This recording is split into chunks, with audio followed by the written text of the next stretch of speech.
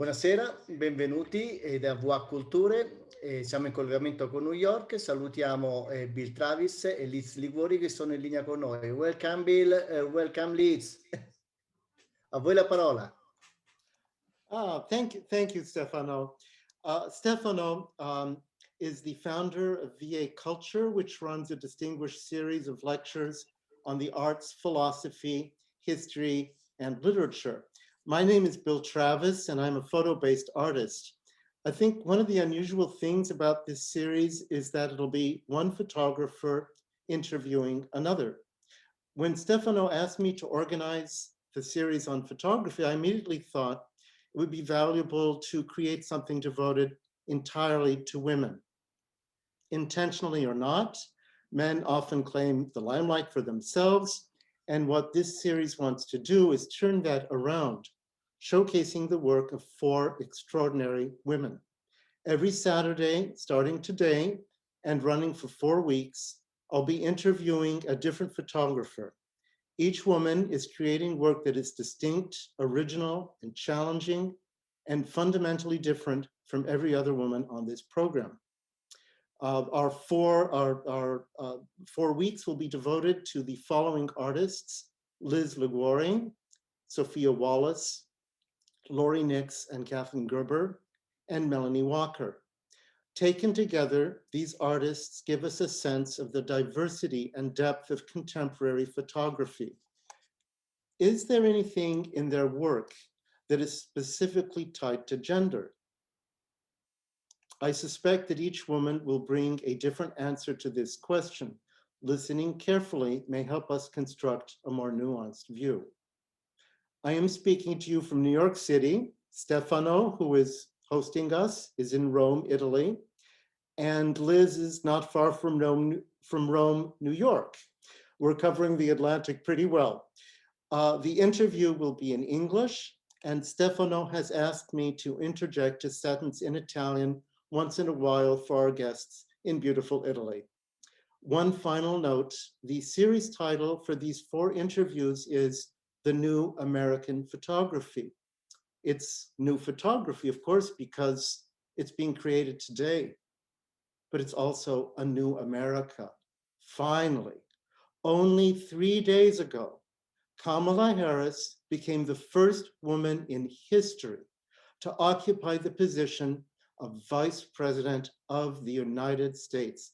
Let's dedicate this series to her. Let me now introduce our photographer, the wonderful Liz Liguori. Liz did quirky and unusual laser performances and lighting shows in an earlier career, and this background has given her special insights into the use of light in photography and also into ways of creating connections between photography and other arts. Liz holds an MFA in creative technologies from Virginia Polytechnic Institute and State University, and has received awards from the School of Visual Arts and the School of Architecture and Design. She has exhibited widely in galleries and museums across the United States, and her artwork is highlighted in the book Mountain Lake Symposium and Workshop, Artists in Locale, which came out a couple of years ago. Hi, Liz. Can you hear me? I think you should be unmuted. Okay, wow. There we go. And hi, Bill. It's nice to see you. We're going to focus today on a portfolio Liz has been working on and rethinking for years. It's called Electromagnetograms. So let's go to the first image, Stefano. Vediamo la prima immagine.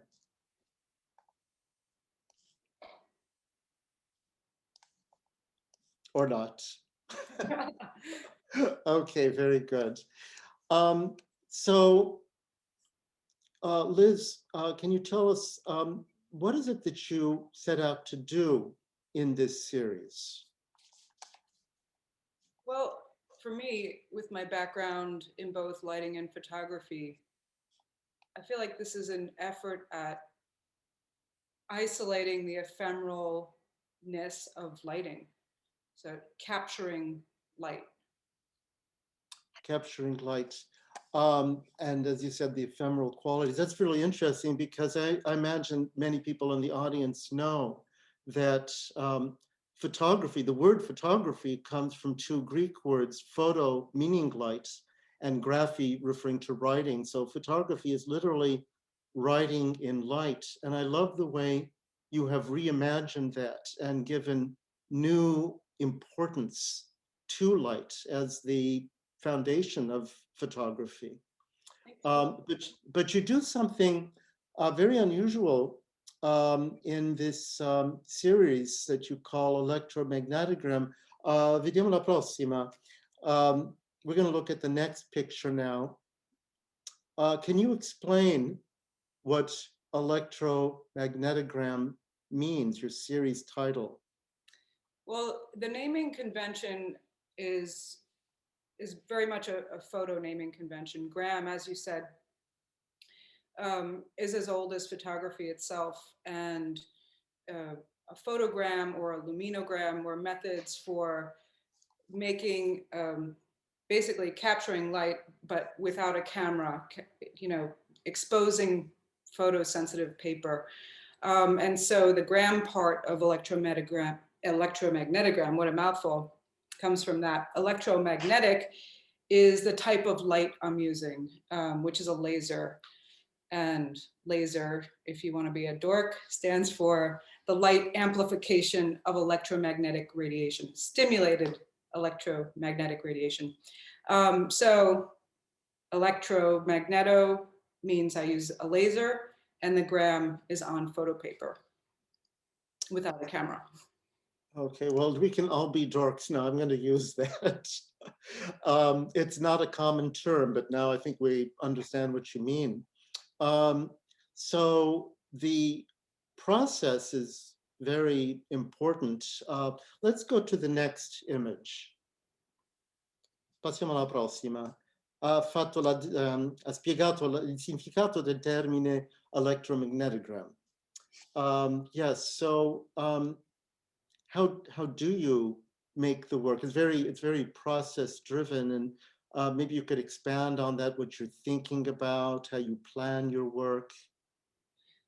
Yeah, well, it starts off with a piece of photosensitive paper, which is, and it's fully exploiting the darkroom processes. So all the chemistry used in black and white photography. And so usually I start off with a piece of light sensitive paper or photo paper in a darkroom. And I'll either pin it up on a wall or it's down on the floor. And I start off with my laser, and I have lots of different things I refract the laser through or break the laser beam up with that have become my sort of paint brushes, if you will. And I will begin with a gesture or a stroke, or I may have a landscape in mind. It could start any number of ways, and I'll rehearse it. I'll sort of perform the gesture. Like in this case of this photo, this is actually a frequency moving through light. So I put a speaker to the bottom of a giant 30 by 40. This piece is 30 inches by 40 inches, underneath a tray of water. And I think actually I had, I'm not sure what music on, but if you run the laser across the surface of the water, you get this frequency. And so, you know, all of these are made in different ways, but in that particular case, it's basically the frequency of water of sound moving through water. But in other cases, I'm just breaking up this light beam, and I'll give a demonstration later or show a video of how that's done. But it's essentially the laser light moving, it's a record of the laser light moving across the surface of the paper. Well, I'm going to give a very brief summary in Italian for our Italian guests. Ho chiesto del metodo di lavoro di Liz. Ha spiegato che c'è una grande gestualità e che prima di fare il lavoro pratica, è molto influenzato dalla musica, dalle sonorità. e da un risultato molto astratto, come abbiamo visto. Okay, so let's move on to the next. You were talking about rehearsing and gesture and sound, and then at one point you even said, possiamo andare indietro, Stefano? Ah, no, scusa, va bene. Avanti. Okay, this is good. Bene. At one point you were talking about gesture and using your like your hands as you were making this and your tools as if they were paintbrushes. So that kind of brings up the question of the connection to painting in your work. And I know that you've said in the past that you're interested in and influenced by abstract expressionism. Can you talk about that? Yeah, well, abstract expressionism sort of came around after, photography came around, and then painters were like, well, heck, look at this photograph. It's capturing everything exactly how it is. And so I think that sort of freed up some space for painters to say, like what else, and push the medium further. And, it's the art critic Clement Greenberg said that the hallmarks of abstract expressionism were large, conspicuous rhythms, broken color, uneven saturation, masses that blot and fuse, etc. And so I think that in the same way that photography now, we have this, the thing that I struggle with digital photography is that everything has become so hyper realistic. We have CGI, we have these HDR filters that kind of just make everything terrible, if you ask me. And even if you look at advertising and models, they have no pores, and I don't know, it just sort of has turned me off a little bit. And so I've always been interested in alternative photo processes. And so I think that this is an opportunity now that photography has reached this point for us to explore the medium of darkroom photography, push the limits, like what else can you do in the darkroom? And so that's really very much what I've been doing with my process, is exploiting the darkroom, it's sort of an exploitation of photography in some sense, because I'm not using a camera, and it's completely, it's a light painting in the dark, abstract light painting in the dark. Yeah, that's a beautiful way of putting it. And I like very much the way you talk about it, because there's this historic connection between painting and photography that goes back to the very earliest days of photography in the 1830s. And generally, I think what happened when the two were especially close is that photography tends to mimic the appearance of painting. And I think what you've done is push this much further by looking not to the appearance, but actually to the methods and techniques that are involved in painting, and using that as an analog. Instead of trying to recapture what a landscape might look like, you're actually going to the fundamental questions of gesture and movement and light and so forth. And I think that's a really, really interesting and very rich approach. Well, so let's go on to the next one.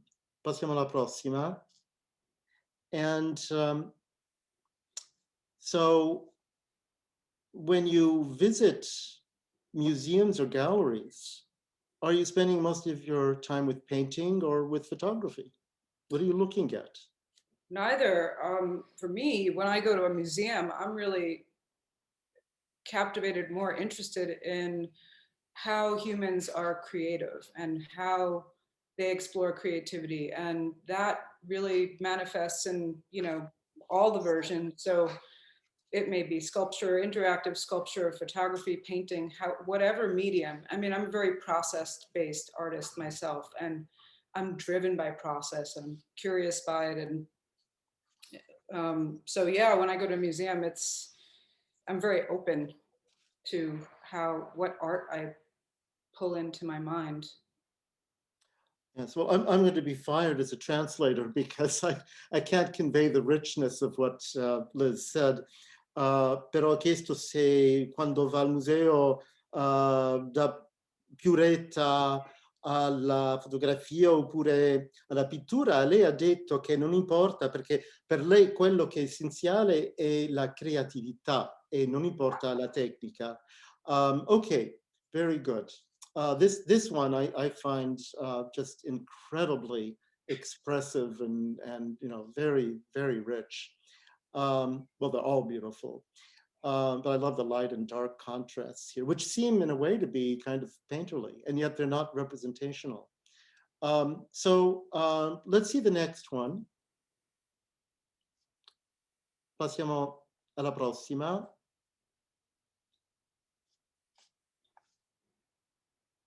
Stefano. I could look at this one all day.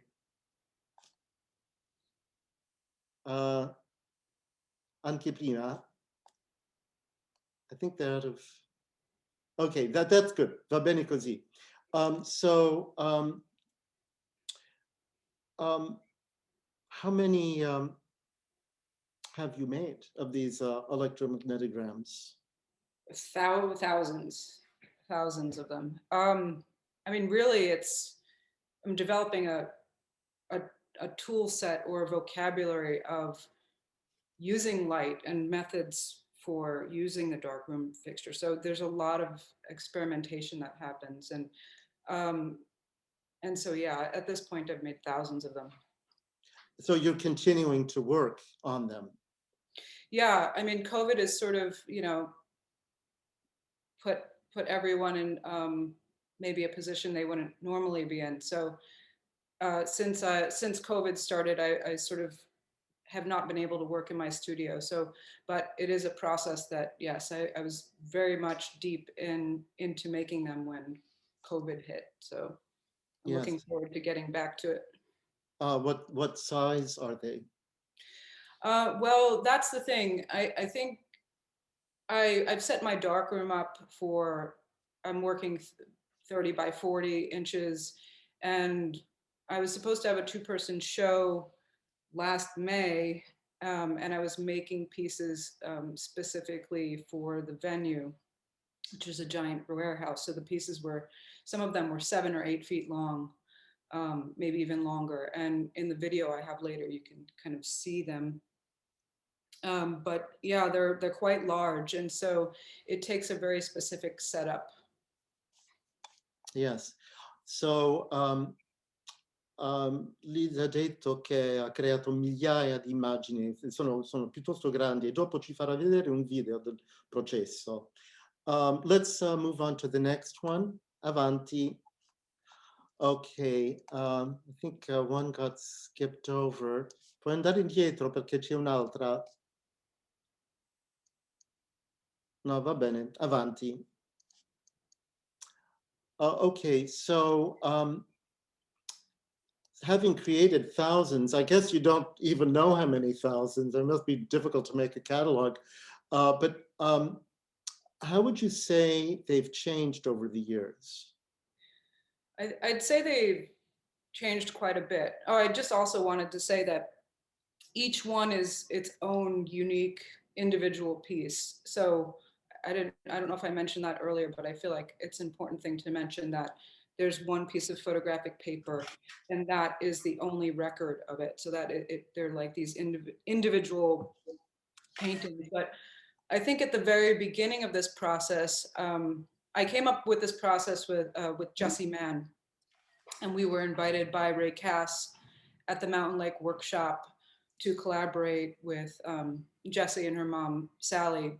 And so this process was born out of that collaboration. And originally they were very simply done. Jessie would sort of make a fixer painting, and I would respond to her gestures and expose the paper with laser. And I had some prisms that I would use for my light show. Now I've really pushed the process much further along, and it's sort of, you know, I feel like they're very different now. There are some elements that are the same, but I think they're just more evolved and developed now. So as you're working on the series and taking it in new directions, are you thinking of a specific goal? You want to do this or that, or is it more instinctual? I think it really depends. Sometimes, you know, I was sort of inspired by scrolls. You know, when I was looking into making larger pieces, I was looking at beautiful sort of Japanese scrolls and landscapes. And sometimes, like, I have a perspective in mind that I'm trying to create, or something I'm trying to replicate in nature. But sometimes it's just purely based on the lines and the stroke that I can create with a laser and breaking that up. And then it's very much like creating a painting, and it's all distilled down to this black and white. There's no color. And so it really becomes about the line and the form and the balance of creating something that's pleasing to the eye, you know. Yes, well, I think there's a great deal of creativity here, because though there are thousands, I haven't seen all 20,000, I don't know how many there are, but though there's so many of them, I think we can get a sense from this presentation how much variety there is at the same time. So it's very unified as a body of work, and yet at the same time, there's this inexhaustible variety within that, which I think is very successful. They're very energetic and very dynamic, and very original. Let's go on to the next. Vediamo la prossima. Okay, what about their display? Is sequencing important to you? How would you like the viewer experience to be? You can talk around those issues of display. Yeah, well, at this point, I think that as I'm making these pieces, I'm developing new techniques. And so there winds up being smaller bodies of work within the body of work of making these prints. For example, there's the frequency series. And so those are all capturing the frequency of music or sound on across water. And then there are these, for example, where I'm using a certain, I don't know if you can see me, I think I'm not there, but different light bending or refraction tools. And so, yeah, these different styles have emerged. And so I think if I were to show these, I mean, hell, I'd say 4 floors at the Whitney, no problem.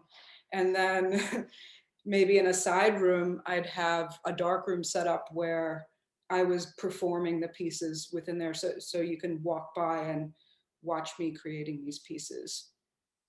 It sounds like a very immersive experience. There's performance, there's music, there's the translation of music into imagery.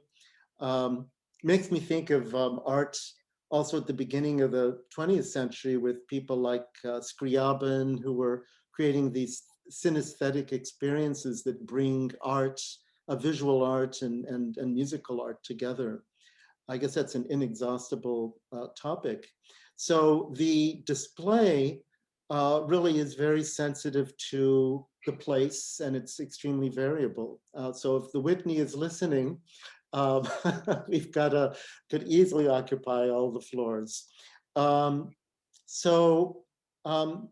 When you're working, you're actually working blind. Can you talk about that?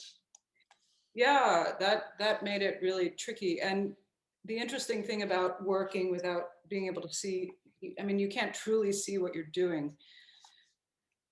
And because light is ephemeral, and because the way I do these are very fleeting, capturing the same exact thing twice is tricky. But let's see. I've like completely forgot your question. Well, about working blind. Working blind, right. I think, you know, in the dark, so like I said, I sort of perform a gesture and then you put it down and you're in the dark room and there's this white piece of paper, and so you can see your movement. So you have an idea of where that stroke or where that exposure was. And then that's where I sort of exploit the darkroom process. Is I'll take developer, say, and if I have a sense of what I want to do, I'll, like in this case, actually, this is a good example of working blind. So I made multiple exposures here across the surface of this paper. And then I hand applied the developer. And so you can see there's all this negative space around this piece on the top and bottom, all the white. That's where there was no developer applied. Sometimes I'll use fixer, which is usually at the third chemical in darkroom development. And it implies just that it fixes the paper as it is, so you can, you know, bring this light sensitive piece of paper out of the darkroom. And so also if I apply that first, it will also create a negative space or a white space, like, and so that's a lot to kind of take in. But by painting on the developer, I can expose again. I mean, I could also expose, I do this thing also where I figured out that if I have the paper in the developer, if I expose it again in there, it solarizes, of course. That's, you know, Man Ray figured that out. That's nothing new. But then it creates a different type of saturation and a different type of weight to the laser. It's an inversed. And so anyway, so this gives me an opportunity to work a little less blind, because I can now manipulate, you know, it's like making a live painting. So I'm problem solving through this. It's, you know, making sort of painterly decisions in the moment. Like, I need more of a dark stroke here, or the weight of this feels off. And so, you know, it's a dance to try to make something sing. Like, what makes a painting sing? What makes a black, like just black and white with, this is just a piece of like white paper with black marks on it. So how do you make that sing? And that's really what I'm sort of working with in the darkroom. Well, let me give a short summary of that in Italian. Good luck. Un assunto molto breve. Ho chiesto come fa, come lavora, visto che il lavoro va fatto nel nero e quindi come riesce a creare un'immagine quando non può vedere neanche quello che fa. E ha detto che per lei è una sfida perché vuol creare una cosa effimera e allo stesso tempo creare un'immagine che possa cantare, e dunque è molto cosciente di quello che si può vedere e del risultato che ne uscirà dato il movimento, della gestualità di tutto quello che fa. Okay, that was a very brief one. I think you put it much better than I did, Liz. Let's move on. Very good. Now, this is kind of interesting. It's very different from your other images in terms of the color on the edges, and I know there's a reason for that. Could you maybe start by explaining what we're looking at? Okay, so I really love, I mean, the thing with darkroom photography is it's been dying a slow death, essentially. And so the available papers that are out there are more limited, but I like working in fiber-based paper, even though it's extremely difficult to work with. It's very, it doesn't have that shiny coating on it. I'm not a fan of the shine. And it is just fiber. And so it's more vulnerable to the chemistry used in the photographic process, especially if you're sort of violating the procedures like I do.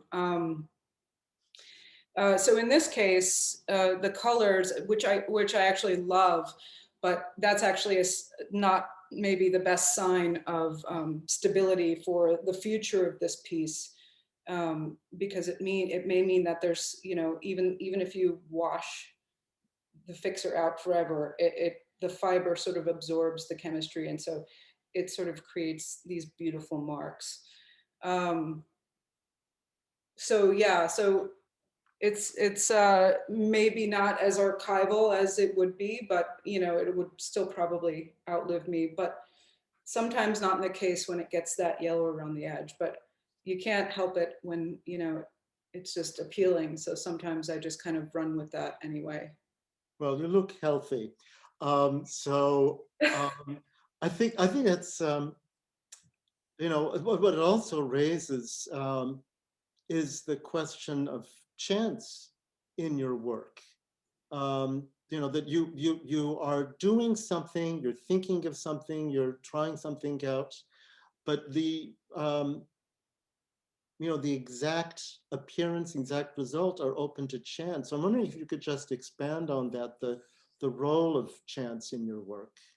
Yeah, well, the neat bit about the chance in this work is it was when we were invited to collaborate for the Mountain Lake workshop. One of the pieces we did was John Cage had also done has done work. He made paintings through the Mountain Lake workshop, and so we did a steps piece, sort of tribute to John Cage, who used random, you know, chance operations in all of his work. And so there's very much that spirit in the piece of, you know, while you can control for so many things, there's that chance element for me that I love, that still, like, it brings the magic out when you know, in darkroom photography. For me, it's when that image emerges, and you know, those little ephemeral moments of the light moving through this three-dimensional space, and maybe just how that light is cut. It's very much like a slice of the quantum world to me.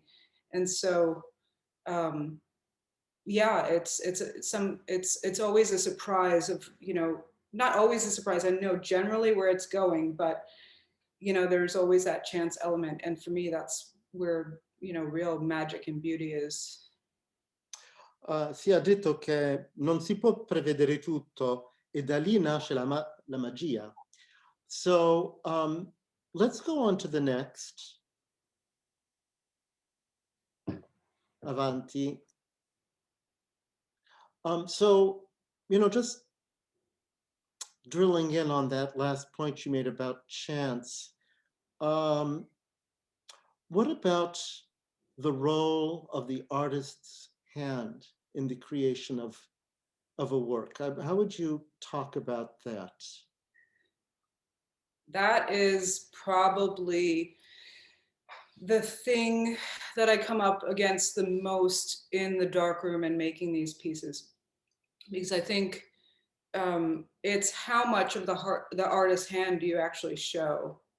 And you know, I mean, I know, like, painters, and you know, you kind of want to show the mark of the artist's hand, but it's so easy, especially in this process, I think, to go too far. And so there winds up being, you know, so I'd like to ride the line between what seems like a natural phenomenon, like it could have happened in nature, like light coming through the trees in a particular way that's creating a dappled pattern, something that just feels really natural. But then also there is that mark making from the artist, but it has to be like very specific, because it's so easy for it to be overdone or heavy-handed in this process.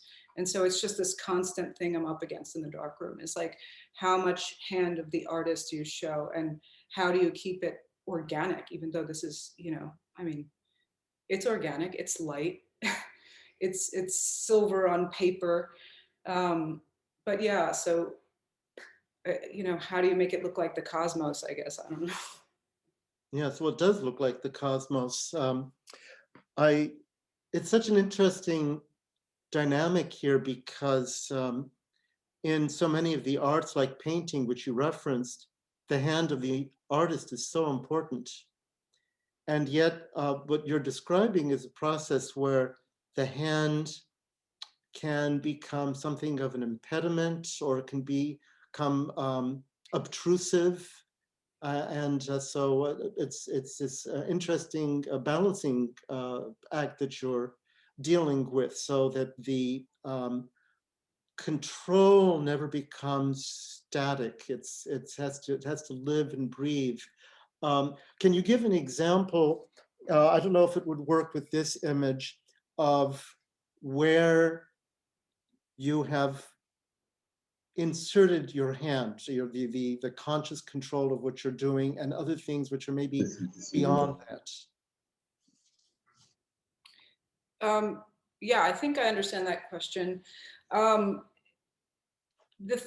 thing that comes to mind when you ask me about this is that it makes me realize that when I'm in the middle of this process, you have one chance. Once that laser is on and it even comes near the surface of that paper, it's done for. So to overexpose it is just, it's very easy to overexpose, to get too much black, for it to be too gray.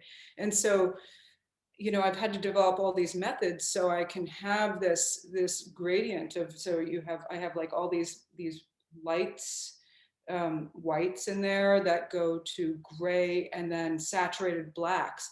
And so to be able to get this gamut of saturation and tone is really tricky using this laser, which is, you know, it is one frequency of light. It's the purest light form.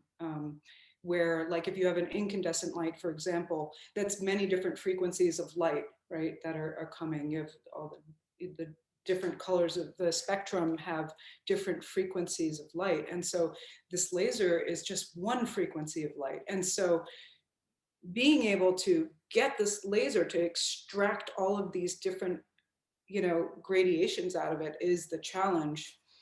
And so, yeah, I mean, it's hard to use this piece, for example, with the mark making, but there is the hand mark around this that I feel like is the artist, is actually the border, which I don't actually do so often. But, and I'm not even sure I answered your question really, but well, it's a big question, but I mean, I think it's something to think about as we're looking at all of your images, this balancing act between control and abandon. Yeah, you can't, it's not like a painter can just take some white paint or some paint and just paint over a surface and then start again. Where with this, it's like, once that laser moves across the surface, like I said, it's there, you know, it's permanently there. And so it does take a light hand. It takes, that is the artist touch, actually, I think, is that having that fine execution, I suppose. Very interesting. Well, let's go on to the next. Qui abbiamo parlato della mano dell'artista e della sfida di creare una cosa che sembra effimera, però che è sotto controllo allo stesso tempo. Now,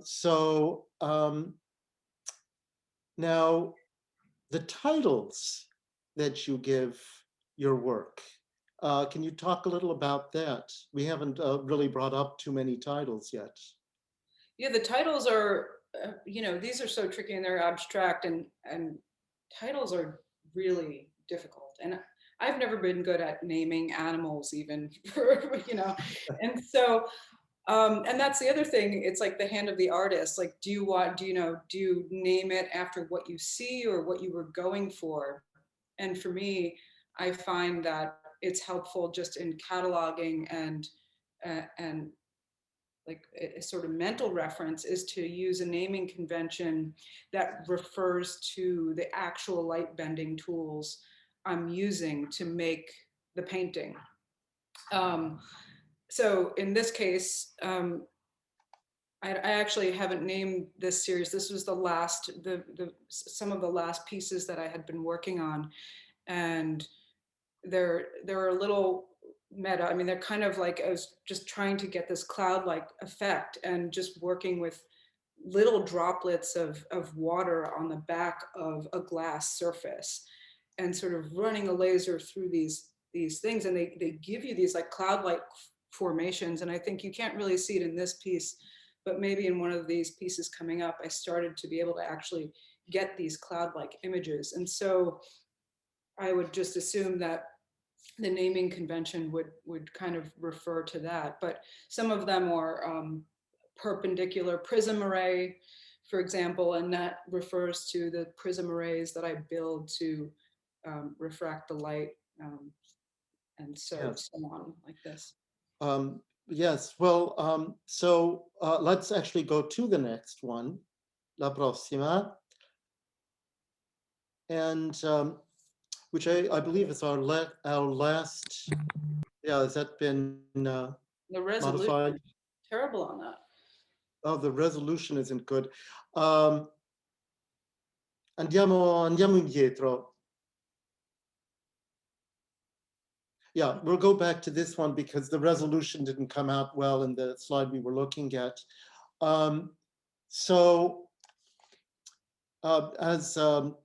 As we all know, this is a series devoted to 4 or 5 actually contemporary photographers, all women. So I do want to ask you, do you feel that being a woman affects the way you think about or create art?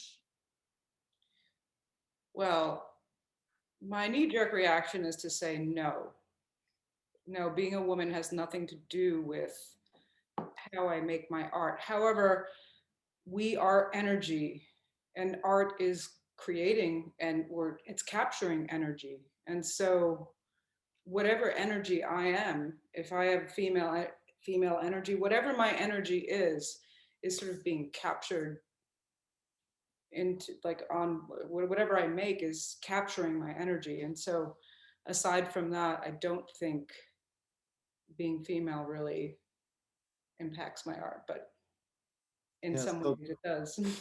So the energy might be analogous to the laser. I mean, it's there and you see what happens with it, but it's not an intentional thing on your part to express something of your gender. No. What about socially, for a woman who's photographing and showing in galleries and exhibiting and publishing? Does the fact of being a woman have any impact in that area? Absolutely. I mean, it makes me just not want to engage with that world. It makes it feel like an impenetrable fortress, and so I become this like little hermit in my darkroom, just making prints and making prints and making prints. And if no one ever sees them, there'll be a nice big bonfire when I die somewhere, maybe. But do lasers catch fire? I mean, they do. Yes, they can, but maybe that'll be the way they go out where I go.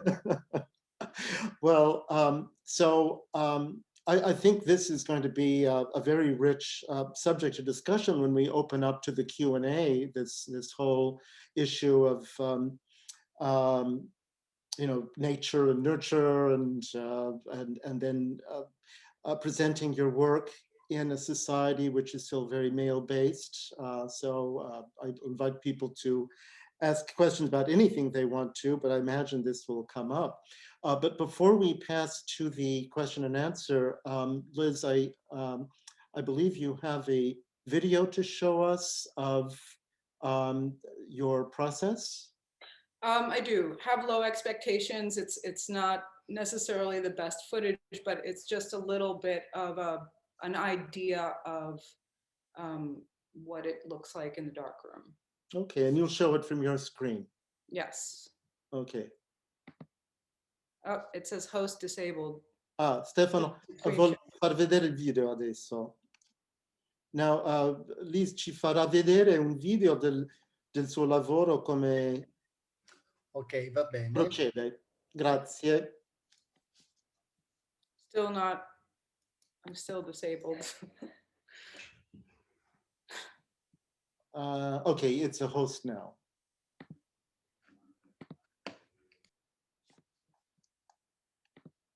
There's no sound, just No sound on the video. Okay. So this is sort of, I could just sort of talk through it, but there's no paper up now, but it's sort of what I'm sort of rehearsing or getting a sense of maybe what I want to create here. And that's a prism array there that I'm shining the laser through. And again, there's nothing on the wall yet. There's no paper out, but I'm sort of figuring out what my gesture and what my stroke is and how I'm going to get it onto the paper without overexposing it. And so there's a piece of paper on the floor. You can't see it because I use neutral density filters, long, like big rolls of it, to cut back on the exposure of the laser. And so there's a black sheet of film over the paper. And that's just an example of how I'm bending the laser light using various diffraction gratings. And then here is an example of painting on the fixer as opposed to putting it through a chemical bath, which I also do. I use both methods depending on, it's just, in this case, I knew where the laser went and I didn't want it in there. I'm running over to the stop bath. But, but sometimes I just splash the stop bath right on, and that's a way to control the exposure, the saturation of the paper, for it to not get too overexposed. And those are 30 by 40 trays, which are not big enough for that 7-foot scroll right there. But yeah, it has to go through, and this is really a truncated version. I'm not showing every bath, we would be here forever, but the paper has to go through, many, 6, sometimes 7 different baths before it's completely processed. Well, and then sometimes it has to dry, and if it's fiber-based paper, it has to be treated with care in extra ways. But anyway, and then this is my my studio in Brooklyn, and just figuring out a way to sort of dry these long pieces. It's just like throw some magnets up on, the water pipe there and let them drip all over the floor. And so, yeah, those are the long, I think that's actually longer than 7 feet. Those are the scroll pieces I was working on for this 2-person warehouse show that was supposed to happen last May. But yeah, that's, oh, and then this is a sort of combination example. I did a performance in a planetarium. And so this sort of uses my lighting too, but it kind of gives you an example of what I used to do and how I kind of, how this process came along. I would do these light shows, but they were very, they were using high-tech lighting equipment, but then I would use this very analog method where I would build these little prism arrays. You could kind of see them down there. And then I would play them live with the lasers. And yeah, so that's, I just sort of threw that in there so you can kind of get a sense of like how the performance led to the art making, the record of the light. And yeah, that's. Oh, thank you. Well, I just want to say, and I'm sure this is shared, your work is so inspiring. And it's just breathtaking. Thank you so much for your generosity in sharing this. This is just like the tip of the iceberg, because you've created so many wonderful things.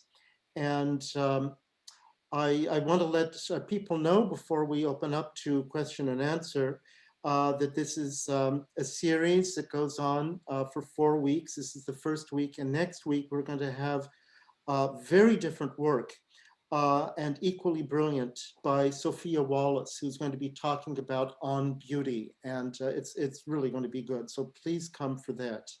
And we encourage audience participation and questions and answers. So if we can open it up now, let's get the questions going. Stefano, siamo pronti per tutti? Come? Possiamo aprire per le domande? Aprire, solo che deve passare l'host a me, Liz. Liz? Ciao Stefano. Ciao. Dovresti ridare a me l'host. Oh, Liz, can you make Stefano host again? Oh yeah, gosh, gonna make me figure out how to do that live. What do I even Where is he even? Oh boy. Oh, okay, I think it works. Okay, got it. Yes, welcome to the age of Zoom. Ok, ho chiesto, ok. If you go to participants, Yeah. Billy, ho aperto l'audio, quindi chi vuole aprire l'audio io già l'ho chiesto. Okay, whoever wants to speak, the audio is now on. Yeah, and oh, okay. I believe you request, you just request audio, and you can get the floor. Okay, Peter, I can try to ask something to Liz, in case you can help me. I try in English. About the title, Liz said he has no use to name the images. Yes, it's correct. But when you put something, you create something, you put something from your inside out. So it means a feeling or an emotion. To give us an example, if you choose one image on the other, can you tell us what is your emotion, your feeling about this image compared to our impressions? Did you understand? Yeah, I think so. It's what you're asking is, would you be able to see my emotion in the image I created, because it's my energy coming into that has made this image possible? Is that sort of the question? I think that no, maybe, depends. But I think that by nature, whatever energy I have that day, or in my life or in my world, is going to be translated onto this paper somehow, whether it's seen or not, or whether you can identify it or not. Ok, la parola è Peter Neofotis. Hello. Hi. Can you hear me? Hi. Listen, I love this. It was so exciting to see, and really some profound moments for me when I was seeing the pieces. And I think there were several pieces, particularly the sun image, I think it was number 11, where there was this quality that was almost archetypal. It was like something I'd never seen before, but was very familiar. And almost a weird deja vu impression I had, which I think was exciting for me, because I think what you're doing is you're capturing something that is very archetypal through happenstance, and as a result, there is sort of this maybe impersonal quality, because it's not specific to you. A lot of people connect with these movements because there are these patterns that are emerging through life and through the refraction of light. And so I just wanted to see if what I'm saying resonates at all with you on that. When you see these images, do you feel like when you see them, are you seeing something that, wait, not only is this something that I'm connected to, but it has a certain of coolness that I think a lot of people will resonate with, if that makes sense at all.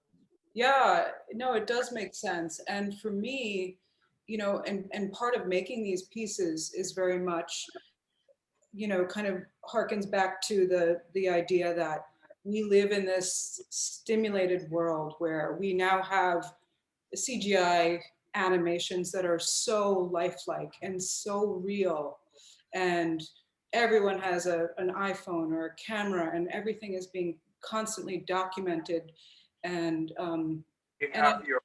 I just feel like it has.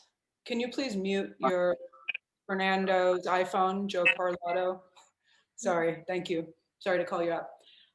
I think that what has happened, or for me, you know, we're not, and also I think, you know, the book, you know, publishing is sort of dying. People are not reading books like they used to. And so there's there's less left for our imaginations to sort of seek these moments. And so when I make these pieces, I really very much want someone to come up to it and have this moment where they let their imagination work through what they're seeing, and just have that space to let their imaginations work.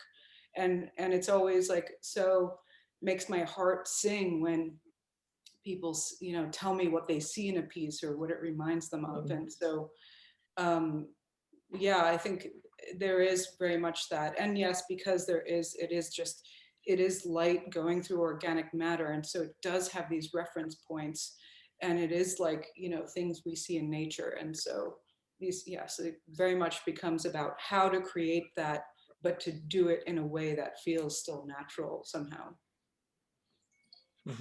There's certainly a Rothko test, whatever, I don't know, you know, the aspect to it. You know, and the one with the fiberglass, just as an example, when I saw the print, they looked like paw prints, and almost like looked like, you know, the old images of people, like what they would do in a cave, right? That's what I was seeing, and I'm sure everyone else probably saw something else, but that's I think what I'm talking with the deja vu quality. It was something I'd never seen before, but I had seen it before, and I was just seeing it in a new way. So it was really exciting for me to see some of these things like that. So congratulations. Thank you, Peter. I hope you weren't calling me a cave person, but just no, not at all. But you know, it was just archetypal. You're reaching into the archetypal unconscious, which is really kind of cool. Thank you. Any other questions? I could answer questions all day. Can you probably speak a little bit about the performative aspect of your work, because you've shown some light shows, and I've read about your work that there was an influence by John Cage's steps. So the music, the performance, how it is reflected in your work. Yeah, thank you. Nice. Thank you for that question. Well, so my origins are, I'm a photographer, and I would, you know, a long time ago, and I'd go to nightclubs and I would do these long exposures of people dancing with flags and the light, but the light wasn't right. And so how can I get to that light booth so I can have control over what's going on? And that sort of is like the thing that drew me into, like pulled me up into the light booth and got me into lighting design, so I can have greater control over the lighting. And so after doing this for years and years, it all started with a friend of mine named Condra she actually gave me these prisms. And they're kind of magic prisms, but I attach them together like this. So, you know, this is what I call a prism array. And the way it started is I would be in front of this lighting console that's, you know, a $25,000 lighting console controlling the state-of-the-art intelligent lighting system. And then I would have these like little glass prisms up in front of me, and then a handheld light laser that you could just, you know, I mean, you could just like kind of make a cat chase it around. And then I would, you know, take these prisms, and when you put it through the prism, you start to get this pattern, right? And so then I got elaborate, and I would make multiple prism setups and put various things around the club. And then I'd have 2 handheld light lasers, and I would play them kind of like, I imagine playing a xylophone or some sort of visual instrument, and I would synchronize it to the music. And so that became part of the performance of it. And so that's where like using the lasers and the prism started in that form. And it's sort of then, and then the next step came, you know, was capturing it on paper, but that's the origin of it. So it's very much stems from trying to, you know, articulate and sort of punctuate and create a peak moment for music. Oh, I see. Because like I'm a photographer and a dancer at the same time, and part of my dance training was Martha Graham, and there's a wonderful piece there, Steps in the Street. So that's how I got like associated with the performative aspect of it. And there is an interesting pattern on the floor created in the beginning of the dance when all the dancers are moving backward, shuffling in a shuffling step. So I was like thinking like retracing the history of light. It's like moving backwards. So I got like a lot of associations while reading your work, but thank you for explaining the background. It's fascinating to see the roots of the pieces. Thank you so much for sharing that and for asking that.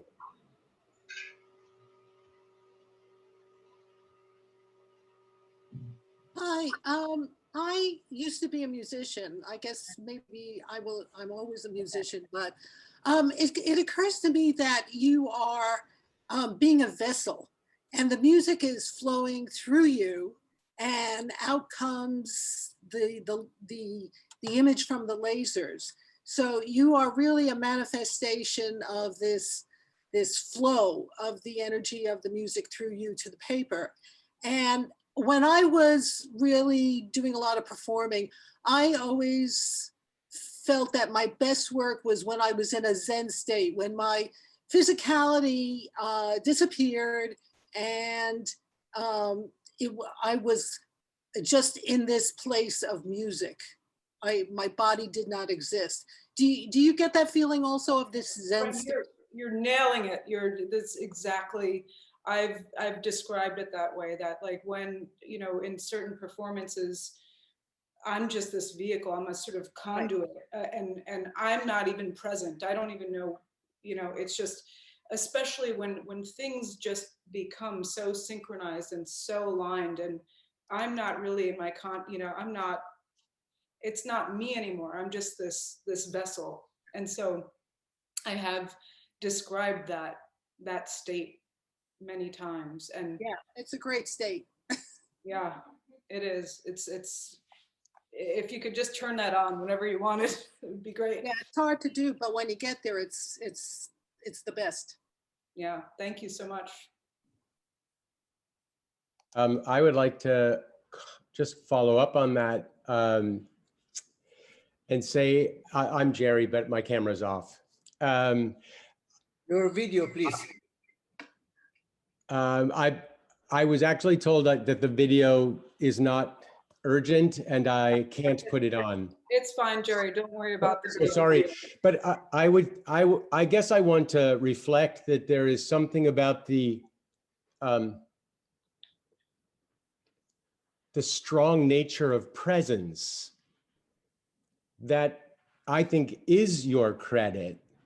When you talked earlier about the light hand that's necessary of the artist, there is a presence necessary so that you actually are not, the ego is not there and you're not making an opinion. But if you weren't utterly present in the moment, listening, watching, all senses alive, I'm not sure that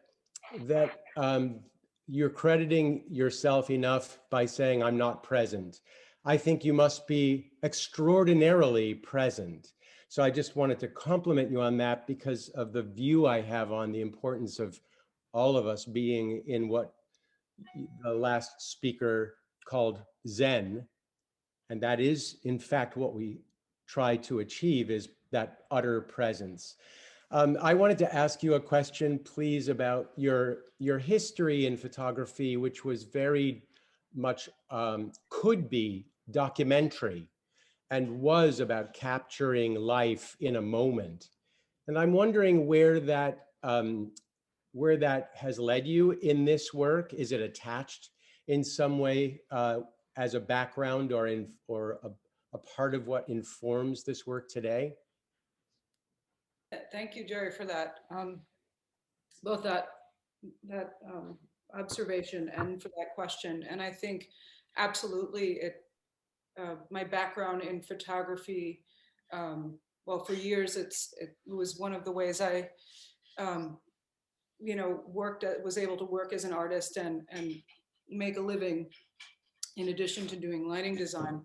But in that process of when, working with other people, shooting them and those interactions, what you are doing is you're training your eye every time to, what makes a good composition, what throws off the balance, like, you're training your eye to see with all the arts and I also worked in the darkroom and there's that darkroom process there back in the prehistoric days where I would shoot on film.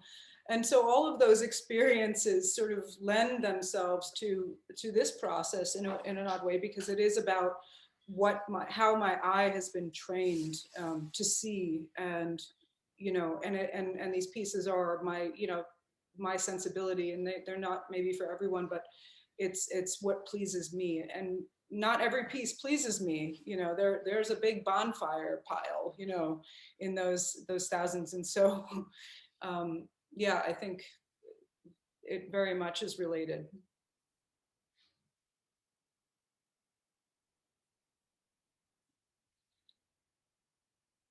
Hello. Liz, this is your cousin Barbara in Phoenix. Can you hear me? Hi, Barbara. Hello. So good to see your face. It's wonderful to see yours. I am just in awe of your work, and my question revolves around you've done a lot of black and white. Have you ever contemplated using the prisms to do something in color? I think about a little kaleidoscope store up in Jerome, Arizona, that has a massive array of kaleidoscopes. And I'm thinking that, when I looked through those kaleidoscopes and I saw some of the colorful refractions of the light, that might be interesting. And I'm just wondering, have you contemplated any color? I've seen a lot of your stuff on your, various different Instagram and Facebook posts, and, all the stuff you do out in nature.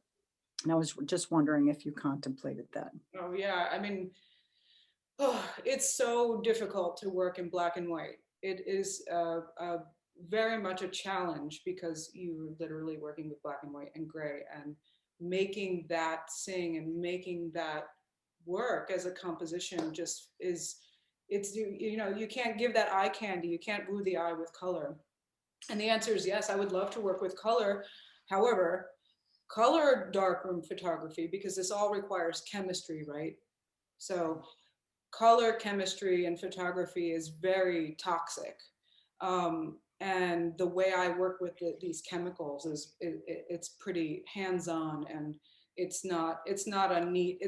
don't work like with neat trays the way other photographers do. I'm sort of in the chemistry. But so aside from that, I mean, I'd be able to figure out how to be safe. It's just using those darkroom, those toxic chemicals in my studio. And so if I had,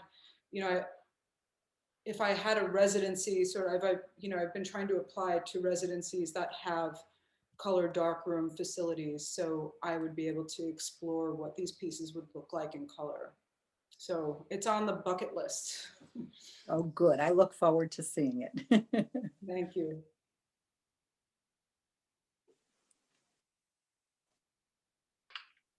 Hello, I was impressed by this technique, and I'm curious. I was impressed in particular by two aspects.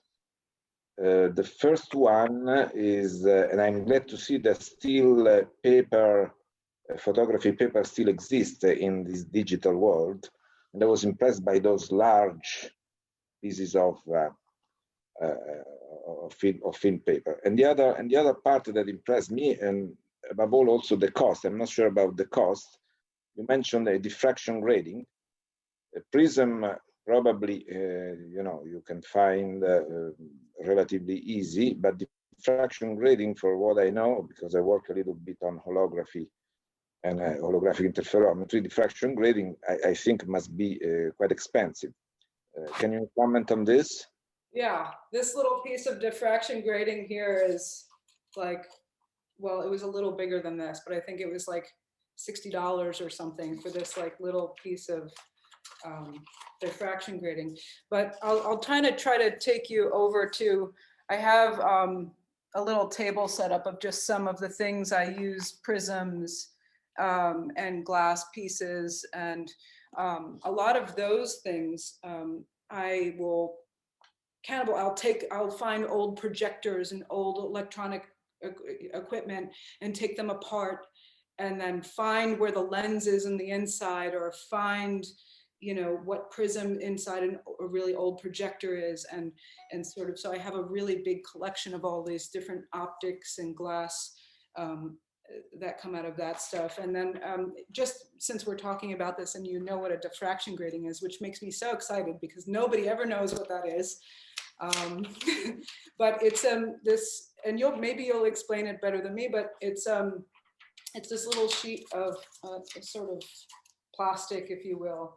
And what it does is it breaks the beam up into multiple parts. So there's one beam, and when you put up the diffraction grating, you can see, you could see that it breaks it up into more than one beam.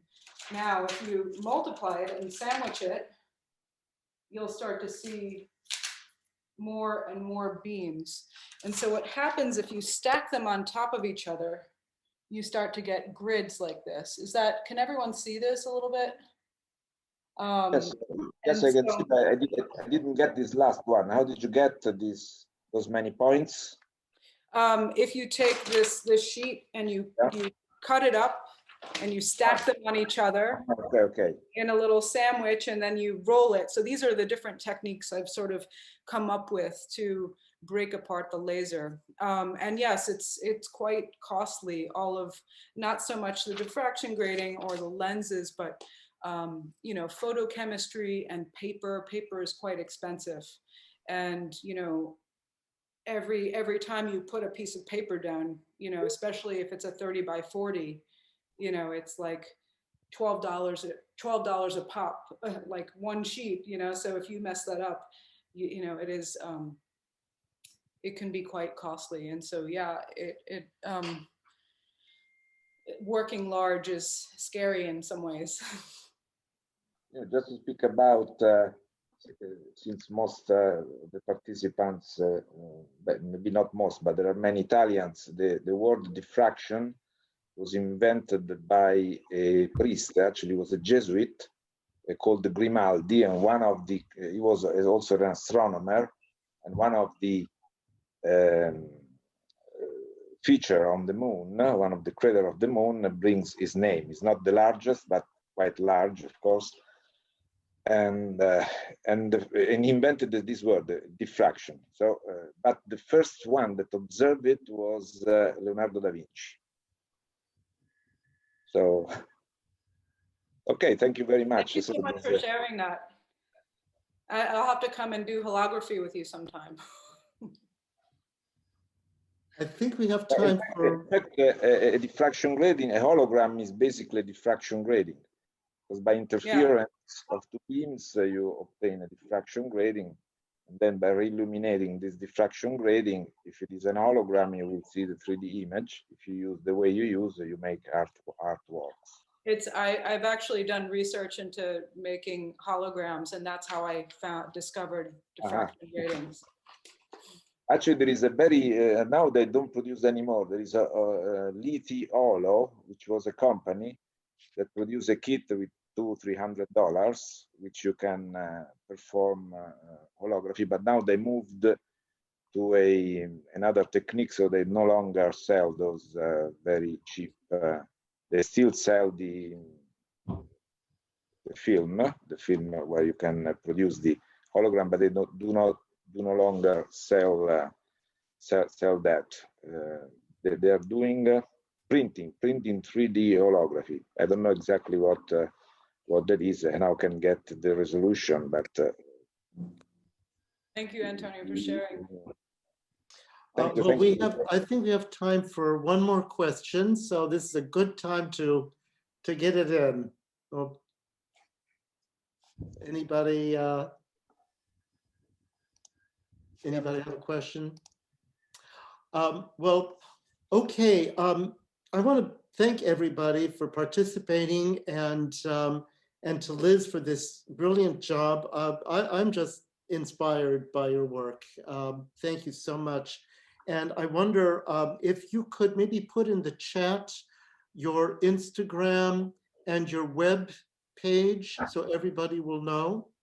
Yeah, I just wanted to say a couple things. The chat is disabled, but I also, more importantly, I wanted to thank you so much, Bill and Stefano and VA Culture, for having me as a participant. I'm honored, and it was a real pleasure for me to have this opportunity to talk about my art, because, you know, a dark room is a lonely place.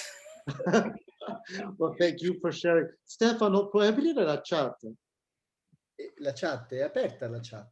Ha detto che non può mettere le sue informazioni. Io riesco.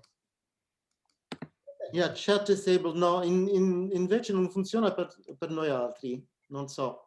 Well, maybe you can tell people then what your website and Instagram handles are. Sure. It's my name. My website is... Adesso funziona? No, è chiusa per un problema di sicurezza. Oh, okay. This is a security issue. So go ahead. Sorry. So you can see more of my work at my website, which is my name, Liz Liguori, Liguori, can't even spell it, .net. And on Instagram, my handle is also my name. It's at Liz Liguori. So if you just copy and paste my name into a browser, it will probably pull up both my Instagram and my website. Yes, and also an Italian background. So, I hope you'll join us next Saturday, same time, same channel, for Sophia Wallace, and that's going to be a wonderful presentation. And I want to remind everybody who's new to our event that Stefano Abadesa Mercanti, our host, runs a series of presentations on Zoom in English and Italian, and which are really fascinating and embrace all areas of creative experience. Is there, Stefano, could you let them know how they can be put on the mailing list? info@vaculture.it. I'm sorry, we don't have the chat enabled because of security. Info@vaculture.it if you want to be put on the mailing list for these free events. And it'll be indicated if the event is in English or Italian or, I don't know, Greek or Latin or something. So please, well, not yet. Anyway, thank you, everybody, and thank you, Liz and Stefano. Grazie mille. Grazie a tutti. Grazie a voi. Grazie, Liz. Thank you. I'm sorry because